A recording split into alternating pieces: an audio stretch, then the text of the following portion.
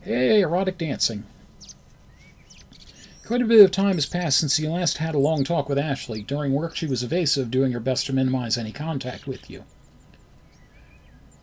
She could smell the milk bone in your pocket. Things might have continued in this vein, except Ashley texted you, asking you to meet her in the woods where things went down. If she jumps me, at least she has a place to hide the body. You hear someone clear the throat behind you and turn to find Ashley leaning against a tree. I don't know if I should be offended or amused by that. I mean, the text I sent you would incriminate me. Shrugs. For all I know, you might have the means to have a total cover-up. A vampire or witch might, but you won't find many werewolves in a position like that. Well, it isn't like I ever thought that my former babysitter and current co-worker would howl at the moon. That is for the best. It keeps everyone safe, supernaturals and normal people like me. There is little normal about you. You went toe-to-toe with a werewolf and emerged relatively unscathed. Rubbing her mouth. You broke my jaw with your headbutt. Well, I had massive headache afterward. I've completely forgotten how to use articles for an entire week. Sighs, and there goes my chance to offer to kiss and make it better. So it is fair to assume that werewolves heal quickly? I mean, you look like you even have a scratch. Nods. Unless a wound is caused by silver, we can come back from almost anything. Almost? Well, decapitation can take down most supernatural creatures rather nicely. But I'm not exactly going to carry a guillotine with me. It would be quite useless against a Dullahan. I was making a joke before. Yeah. What? Dullahans are headless riders. Way back when they used to ride horses, but most make do with motorcycles. Wait, so the Headless Horseman of Sleepy Hollow, arguably one of the most famous, if bad-tempered, Dullahans. Do they have any weaknesses? Yeah, they can't get ahead in life. The werewolf is more worrisome than exotic dancer. Gold can cause them serious damage. Interesting. However, that doesn't exactly explain what happened last week, does it? Although I like monsters and such, I'm not super familiar with Dullahans because I never really cared much about them, so I don't honestly know if that's accurate. It's one of those things where the mythologies tend to get changed depending on the needs of the author. No, it doesn't. Do you have any idea what is going on? First, I have to ask you something. Have you noticed any changes lately? Yes, my life has gone batshit crazy. I've had bad dreams, heard things. I've had urges. Points to one of the black areas on your arm. Don't want to talk about it. That would be a good question. Bad dreams. I've heard things. I've been having some weird dreams lately, not to mention hearing things. And is it safe to assume these haven't been pleasant? Is it safe to assume? Not unless you get off on violence and death, although being a werewolf, maybe you do. Hey, that's just... Okay, that's were racist. Frowns. Sorry. I think you're under a curse. I love the fact that like the witch and the paranormal scientist. Well, we didn't talk to the witch anymore, but the paranormal scientist and the monster hunter, and the other were couldn't come to this conclusion, but the stripper werewolf, somehow does immediately. Also, you're talking about a magical curse, right? The eat a poisoned apple and you get woken up by a kiss sort of curse? Exactly, except this one isn't cured by two lips rubbing against each other. Though we're certainly welcome to try. And you can sense this curse on me? I can smell it. If anything, the scent is stronger, implying the curse is also growing stronger. Now, it's been one day since she was next to Tyrone, and, I guess she means the scent is stronger compared to the last time that she was around us. I don't know, I guess. So when you were out in the woods, I caught a whiff of it, so I decided to track it down. I must have got close because it looked like a monster had you.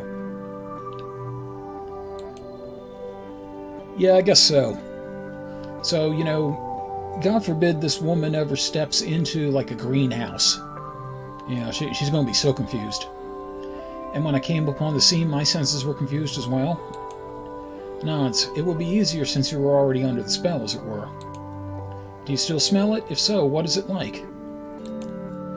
It clings to you like a second skin. It tastes of rotten flesh thickened blood. Are you excited? Horny! Turns head and blushes. I can't deny that part of me reacts to it on a primal level. If it is a curse, maybe we can find out who did it.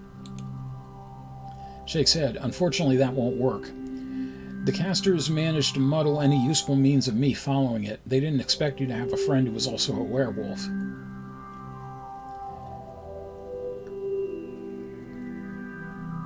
Okay, so that means they recently did it because she smelled it in the first place, and she just somehow smelled. I'm a little confused on that. And they would be foolish not to cover their tracks now.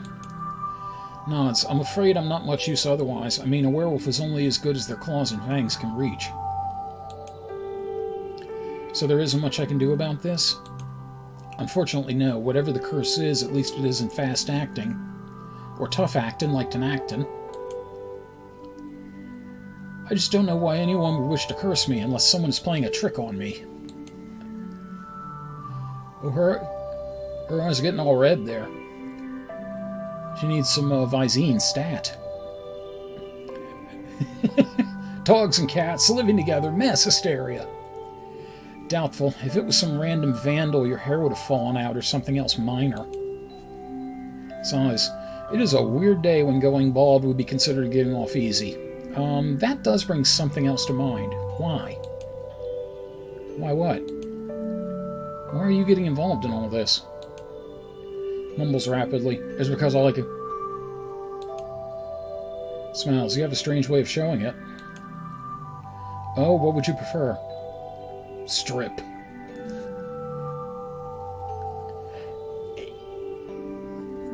This is like apparently, Kaitlyn apparently has both change blindness and no recall whatsoever. I'll help your leg. A kiss would be a nice start. Nice quiet walk. Skinny dipping. Yeah, let's start with a kiss. If we do skinny dipping, she's just going to shake all the water onto us later. A kiss would be a nice start, don't you think?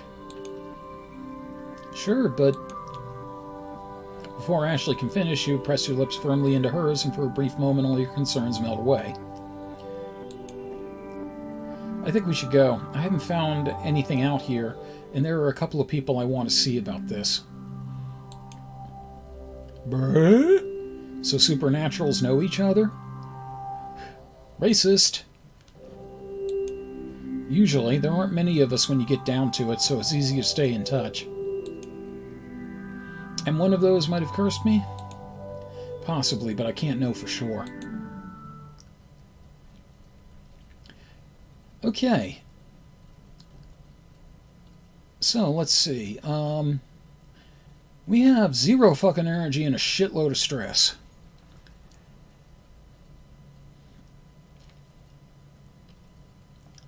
Yeah, seriously. I'm gonna say we should, I'm gonna say we should hit the spa.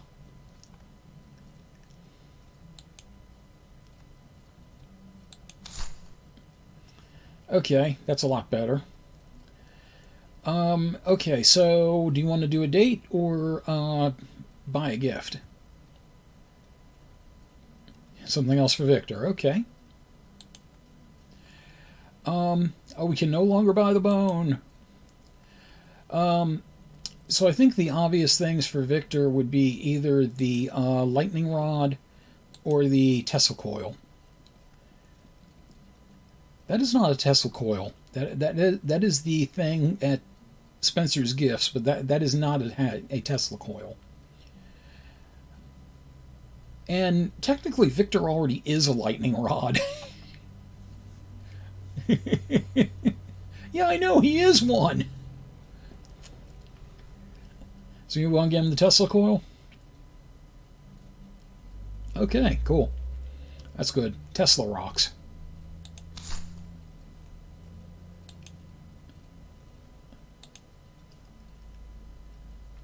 Gift Tesla coil. Nerd alignment went up. I wanted one of these since I was a little kid. Now we can have ultimate power. Sorry, just channeling my inner mad scientist. Well, yeah, true. You find yourself pulled into too many directions and think that just focusing on fewer jobs would be better. Choose the part-time job to cancel. So, at this point, we need to stop the romance route with either Tyrone or Sabrina. Because I know we're not giving up on Victor. So what do you think? I wonder what the jealousy breakup scene is with Ashley. Because the only thing I can think of that might make her jealous is Tyrone. It's like, you're seeing other wares. Maybe, I don't know. So what do you think? Sabrina or Tyrone? We'll drop Tyrone like a basketball through a hoop.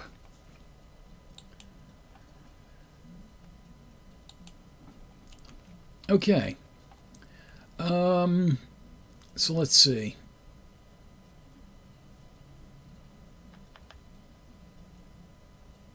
Yeah. Okay. Should we increase anything? Because if I remember right from this game, I think starting week 4, you have to start eliminating people.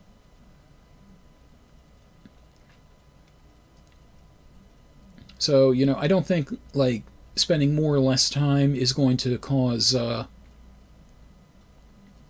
is going to cause people to drop off any faster. I could be wrong. It's been a while since I played this. Okay. Alright, let's just see where we are on the romances. Okay. And we barely have any relationship with Ashley at all. Yeah, Victor's still in the lead. Okay. Quick save here. And let's start the week. You're taking a moment to relax in the park. The dreams of the previous week are taking a slow, if unknown, toll on you. I think you know by now, but, well, maybe. Putting those concerns aside, you are deciding what to do for lunch when you feel a slight vibration and realize that you have a phone call. Thank God that's what it was. You take a quick look and see that it is your brother calling you. Hey, Brandy Buck. Ugh, I really wish you wouldn't call me that. Does it look like I have hair on my feet? Okay. Well, considering how Nick loved to hide your shoes, you just might. Chuckles. Mom and Dad were livid to buy me 5 pairs of shoes in 1 year. Not that I can fault them. Blaming it on the dog worked about as well as saying he ate your homework. So how are things on your end? Pretty good. Mom's getting things wrapped up and she hopes to be back home in about a month. That's great. I hope to be alive in a month. It's good to hear. It is a little weird to have you call out of the blue this time of day, though. Well, actually, is everything all right there? Things are fine. Why do you ask? Just fine? Do I need to repeat myself? Sorry, things have felt weird lately. You stiffen as Brandon's admission sends a chill down your spine. What the hell is with that shirt?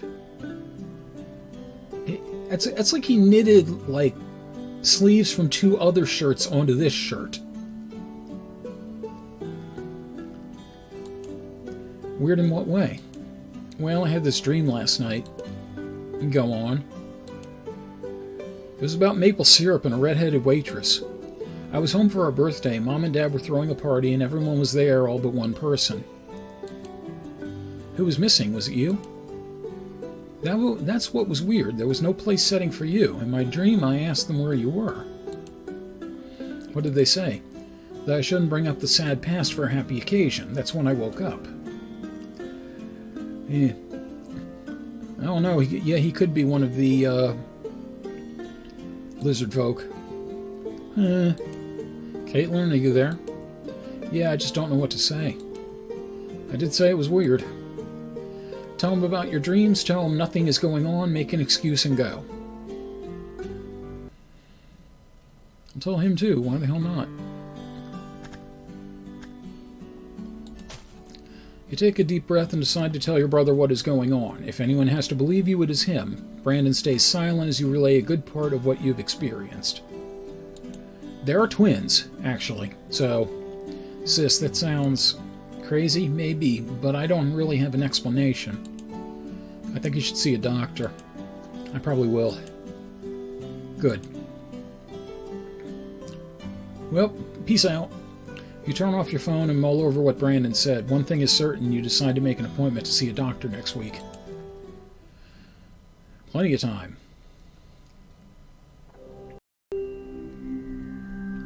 When it was time for your lunch hour, walking in a cemetery was among the last locations you would ever normally find yourself. The only reason you were out here was due to a note Sabrina had surreptitiously passed during your break. Please meet me at the big mausoleum in the cemetery, Sabrina. You glance around and see that you have arrived first. You pace back and forth for a couple of minutes and decide to look at your surroundings a bit more. Then you get comfy in that nice big bed over here. Look at a tombstone, look at the mausoleum door, talk to the raven. That sounds like Edgar Allan Poe brushing somebody off. Talk to the raven.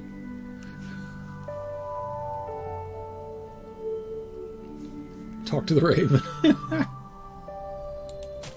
You look at the raven and it looks back at you. You spend a few minutes admiring each other, then it takes wing and lands on your shoulder. Rock. Sorry, I can't take you home.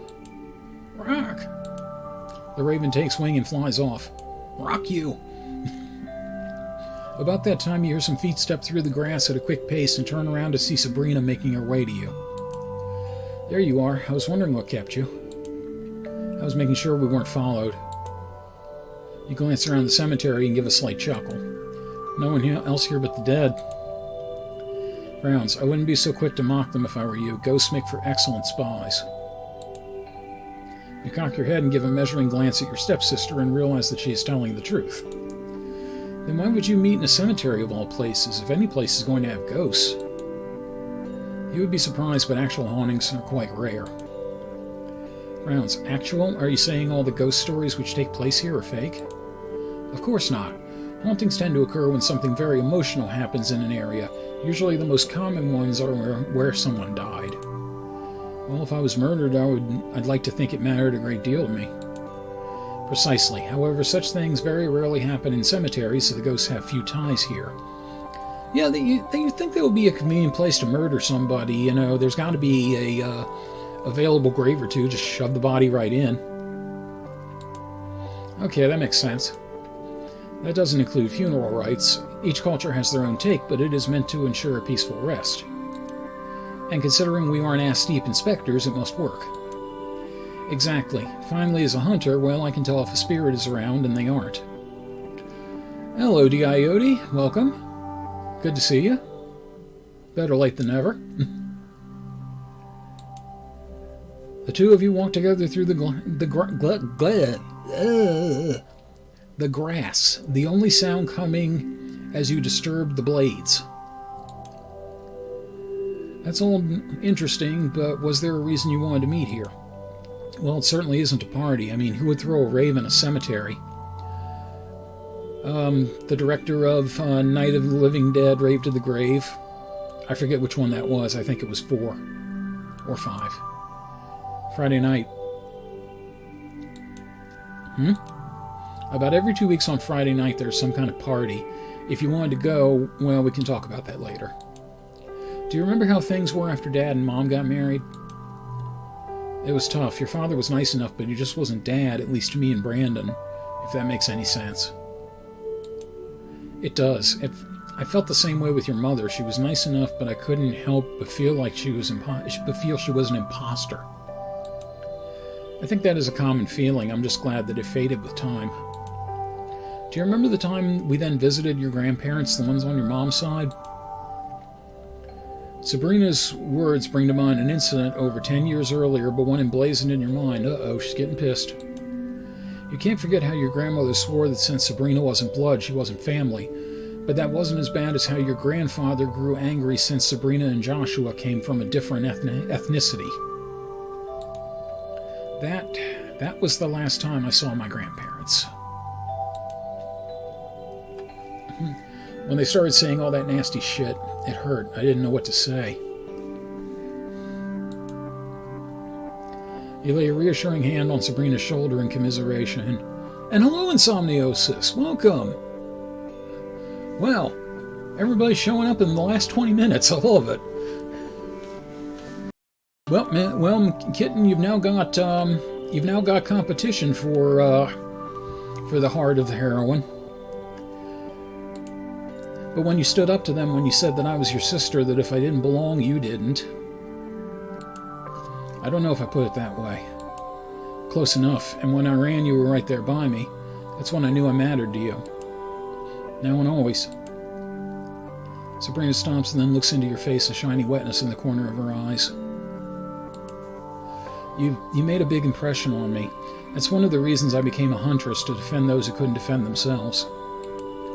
Sabrina. But there was something else. Maybe I'm fooling myself. I hope not. But what? I love you. I love you too. Shakes her head. I know I'm making a mess of this, but what I mean, I love you. More than one should have for a stepsister, if I could. Sabrina runs a hand along your cheek, her hand providing a warm tenderness. She then pulls back. But do you feel the same way?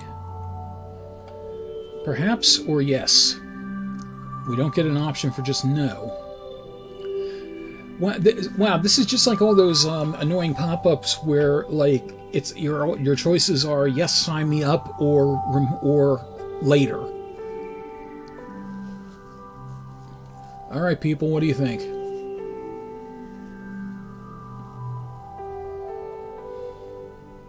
Make your choice. Perhaps. It's probably not what you wanted to hear. You don't want to see your stepsister in anguish, but unfortunately you say the first thing that comes to your mind. Maybe. I don't know. Sabrina nods and pulls a couple feet away from you. Thank you for being honest. She gives a deep sigh, running a hand through her hair. Sorry for making things awkward. I'll leave you be then. I don't care which character I'm playing in this. Sabrina is my favorite because goth chicks. Yeah. Yeah, very true. Sabrina begins walking away slowly, turning her head back to you. Every step she takes, you feel pain in your heart. After just more steps, you run back to her and hug her. I am sorry. Yes, I love you too, more than a sister. Really. But you just said... I know, but seeing you go away after opening your heart to me, I don't know, every step you made away from me hurted me. That moment I knew that my feelings for you were real too. Really? Yes, I might have been thinking too much about what other people could tell of us if we were a couple, but I don't care anymore about them. I'm willing to give this a try. Sabrina smiles and hugs you back. It lasts a few moments and you can hear her heart beating fast. Hurted, yeah. I really need to go now, but I'm happy we talked about this. Me too. Maybe next time we talk about this we'll be on a romantic date and not in a graveyard. Chuckles. Yeah, I'd like that. You were nearly deafened when the background music you turned on blared through the loudspeakers and caused a couple tiny cracks to appear on the store window.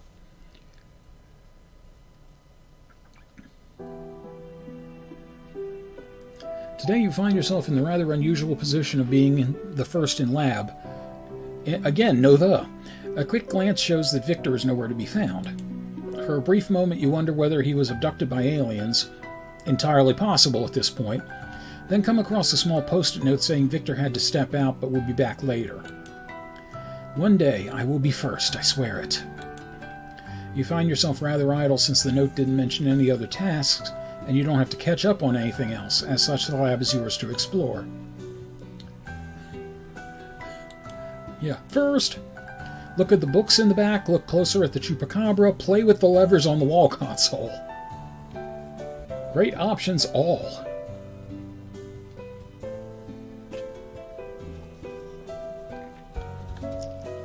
Books. Reading is fun, dead mental. Though you've rearranged the books a dozen times, you never had a chance to really look at them.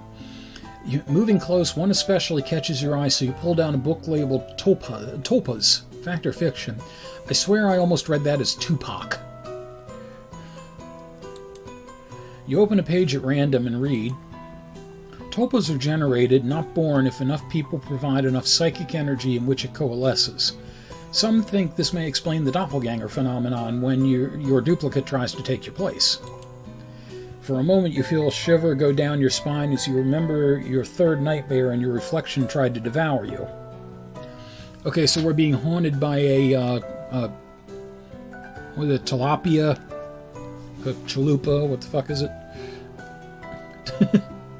Tupac, did he really die? No. As interesting as this is, then you notice a nearby trash can filled with rubbish. Well, good. I cleaned it out yesterday. You move a little closer and something seems quite off about them. They are accurate anatomical drawings of various female body parts. One of them looks to be a set of breasts labeled Nicole. Another paper looks to be a set of legs, and these are labeled Amarantha. Further digging brings up another paper, and this is labeled Reanimation.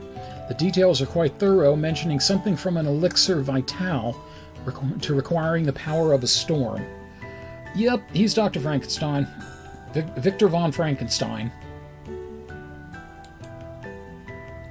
You're about to look further when you hear footsteps behind you. You were so engrossed in the notes you didn't even hear the lab door announce Victor's arrival. You pivot on your feet, putting your body in front of your recent discovery. Then Victor turns the corner and his face breaks out into a big smile when he sees you. I've had my face break out a lot of time, but not into a big smile. This is the best part of my day. Victor lifts your hand to his lips, giving it a slight kiss, and you see a small flash of light illuminate your hand while an electric pulse sends a gentle thrill through your body.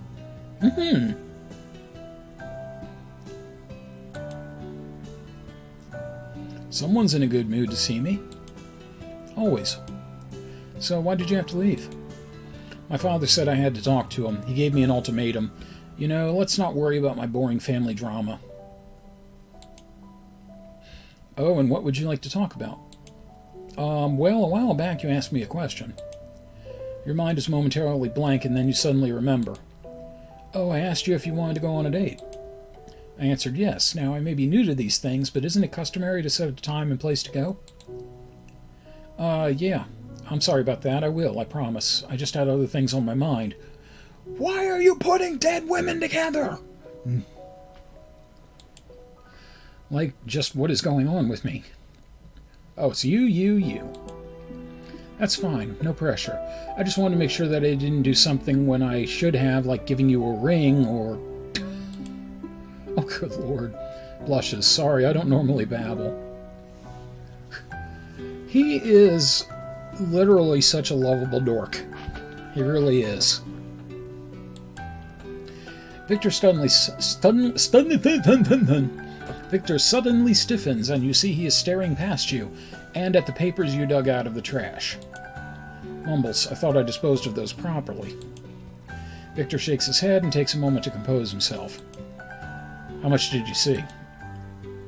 Enough. I admit it does lead me to a question. Why were you trying to build a woman? That you figured out right away? Seriously? All the context clues for the stuff that's happening to you and you still haven't put it together, but this you figure out right away.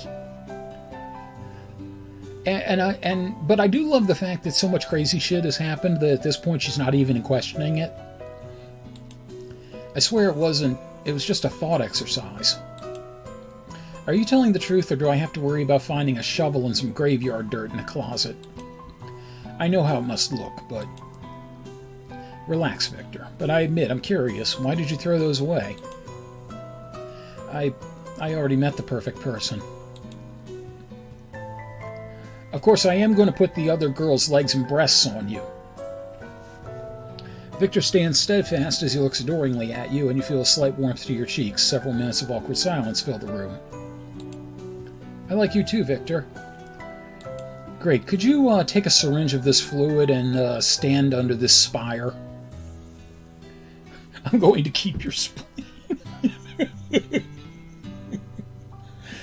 So he's almost like a he's like Egon Spengler if he went yandere. Honest? Yes. What part do you like most? Your mind, your eyes, your butt. We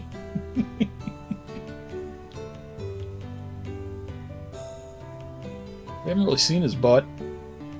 No, I think she's saying what part of Victor does. Victor's saying what part of himself does she like most.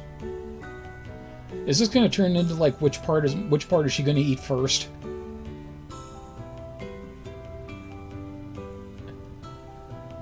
Okay, we have one vote for eyes.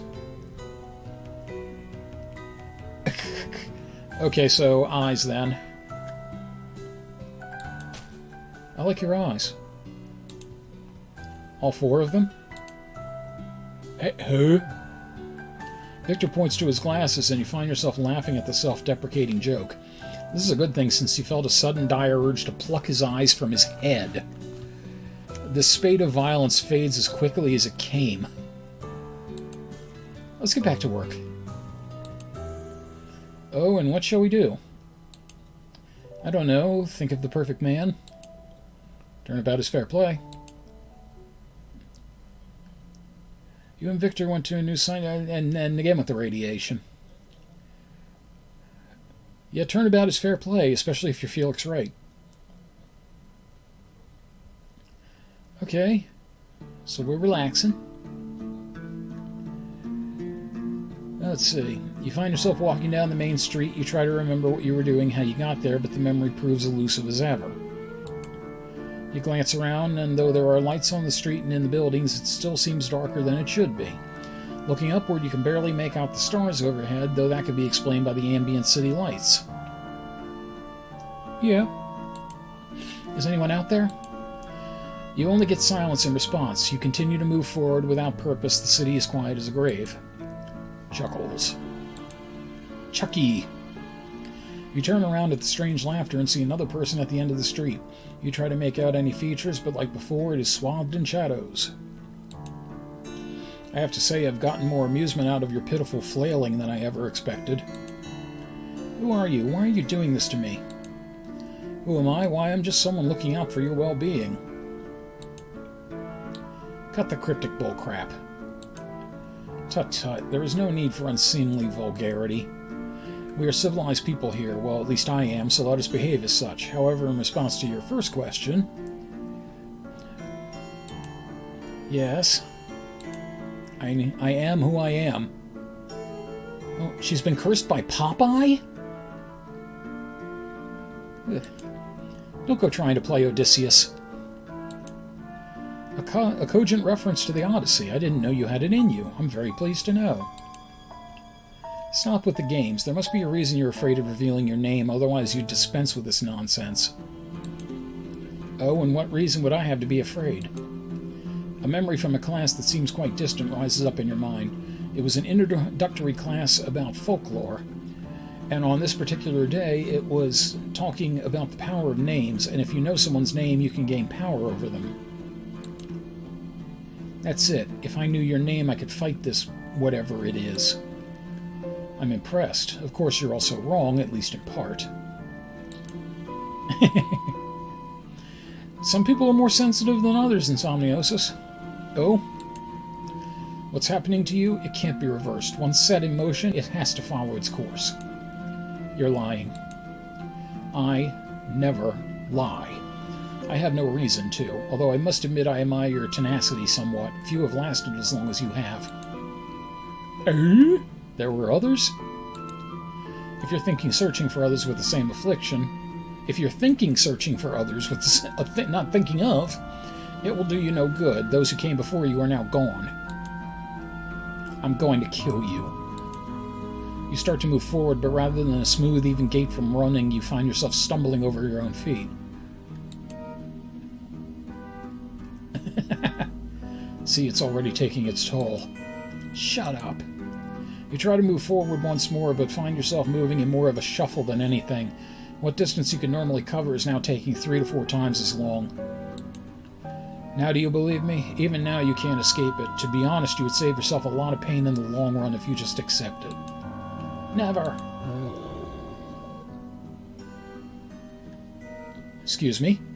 Or at least you thought you said never, but at the same time it sounded like an inarticulate growl. You shamble forward once more when you feel a sharp pain in the bottom of your foot. Looking down, you see that you've stepped on a board obscured by the darkness, and one with a nail sticking straight up. Oh no, that's the thing that defeated Kang and Kodos. This isn't real. Except instead of the words you expected to hear, you just let loose another growl. So you're convinced this is a dream. Maybe so, maybe so. However, I would like you to consider one thing. There's an old saying about dreams, you know. If you happen to die in a dream, you die in real life. Nothing says it has to be immediate, now does it? And with that, the shadowy figure turns around and starts walking away, a spring in its step. Try to give chase, remove the board from your foot, try to wake up.